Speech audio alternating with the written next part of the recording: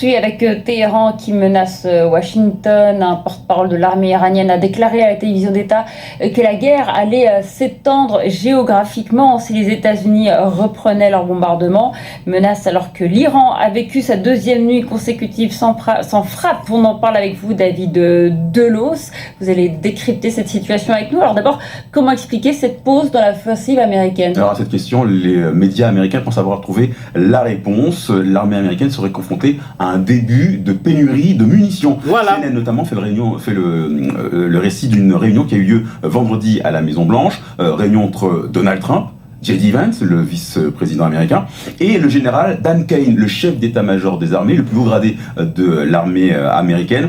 C'est lui qui est chargé d'établir la stratégie militaire et de transformer en action sur le terrain la volonté du président, et c'est lui qui est chargé d'expliquer les possibles répercussions des offensives contre l'Iran. Et l'un des sujets évoqués pendant cette réunion, c'est justement les stocks de munitions. Après quasiment 2 semaines de frappe, le risque est réel de se retrouver à sec. Alors, pas question de l'avouer publiquement, hein. Le porte-parole du Pentagone s'est d'ailleurs fondu d'un communiqué pour rappeler que l'armée américaine est la plus puissante du monde et dispose de tout ce qu'il faut pour mener des opérations au moment et à l'endroit choisi par le président. Mais cette question des stocks des munitions était déjà un sujet que Dan Kane avait exposé avant même le début des hostilités.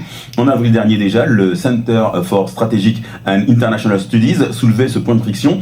Le CSIS, c'est un cercle de réflexion, d'influence spécialisé dans la géostratégie. Et ces experts avaient calculé que depuis la guerre contre l'Iran, la moitié des munitions américaines avaient été consommées. Fin avril, plus de 1100 Tomahawk, l'équivalent qui équipe la Navy, ont été tirés. 1100 Tomahawk, soit un tiers des stocks, 5 fois la quantité produite en 2026.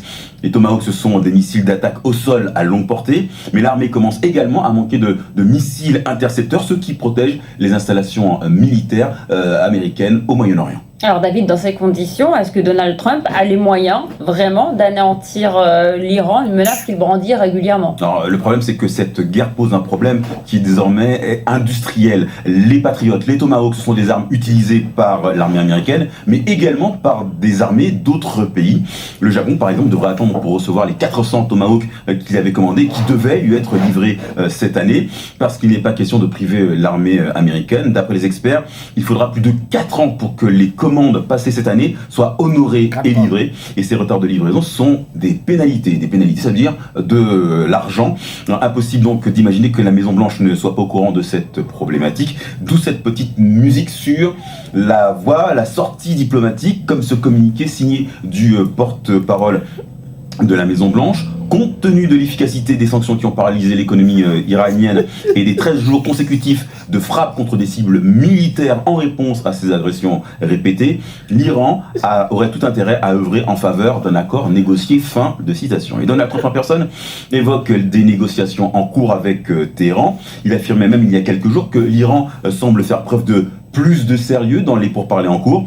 Peut-être que le patron de la Maison-Blanche a entendu ceux qui, dans son premier cercle, pensent que les options d'escalade qu'il envisage ne permettront pas d'obtenir des résultats tels qu'il les espère en tout cas.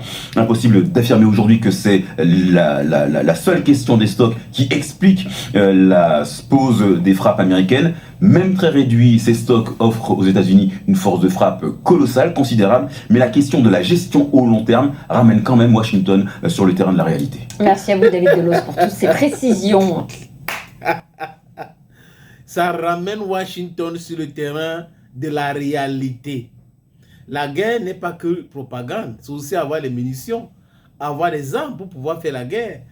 Quand Donald Trump lance sa guerre, après 1 mois, il relance encore 10 jours, il relance encore 12 jours, il s'arrête. Il commence à... Je crois qu'il y a cela 2 jours. Je disais ici que la façon que Donald Trump fonctionne, il devrait savoir que les Iraniens savent qu'ils sont faibles. Les Iraniens, ces derniers 12 jours, ont utilisé plus de drones et les drones ont fait très très mal. Washington était très en colère et Washington a accusé la Russie, Vladimir Poutine directement, c'est lui qui aide, comment les drones iraniens sont plus précis et tout ça. Ils n'ont encore rien vu. La vérité commence à sortir. Les Américains ne peuvent pas dire on est plus puissant que tout le monde, on a une guerre, on va gagner la guerre et lancer la guerre. Mais si vous lancez une guerre, c'est parce que vous voulez gagner la guerre. Vous lancez la guerre la première fois, là, les gens là ne capitulent pas, ils ne se mettent pas à genoux. Vous laissez, vous dites qu'on est en train de négocier. Vous lancez encore une deuxième fois. Vous assassinez les dirigeants. Et personne ne fléchit. Vous relancez encore les négociations. Après, vous relancez encore votre attaque. Après, vous partez en disant que non, on veut négocier maintenant. Non, non, non, non, non, non. Ce n'est pas parce que Washington adore négocier. C'est parce que Washington n'a pas toutes les cartes. Et des deux, vous avez suivi ce reportage, cet élément de France 24. Vous comprenez donc encore, les amis, que quand ça concerne certains, ils font du journalisme. Quand c'est en Afrique, c'est la propagande. Les États-Unis d'Amérique manquent de munitions. C'est la raison pour laquelle ils ne peuvent pas finir ce qu'ils ont commencé. Parce que pour finir ce que vous avez commencé, ce n'est pas avec les cailloux qu'on va retirer de la mer Rouge, ce n'est pas le sable, ça n'a rien à voir. Ça n'a absolument rien à voir. Donc, les États-Unis d'Amérique manquent de munitions de façon créable aujourd'hui. C'est ça qui pose problème. Trump n'a plus la capacité de continuer à faire la guerre éternellement. C'est pas possible. C'est pas possible. C'est la raison pour laquelle il accuse les gens aujourd'hui. Telle personne a fait ci, telle a fait ça. On en voit sinon, non,